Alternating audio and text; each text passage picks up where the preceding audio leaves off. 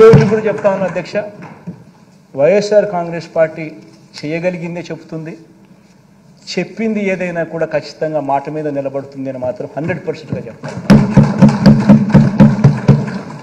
ప్రతి ఇంట్లో కూడా ఈ చర్చ జరగాలి, ఈ జరిగిన ప్రతి విషయం కూడా ఆలోచనలు జరగాలి, మీ ద్వారా ప్రతి ఇంట్లో కూడా ఈ చర్చ జరగాలని కూడా కోరుకుంటూ, దేవుడి దయతో ప్రజలందరి చల్లని దేవుళ్ళతో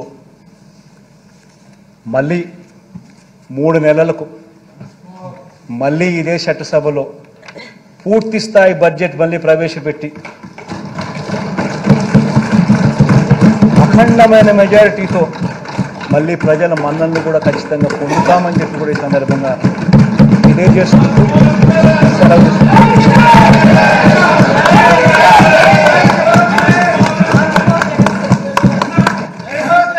ఈ వీడియో కానీ మీకు నచ్చినట్లయితే లైక్, కామెంట్, షేర్ చేయండి. మరిన్ని అప్డేట్స్ కోసం సబ్స్క్రైబ్ చేయండి.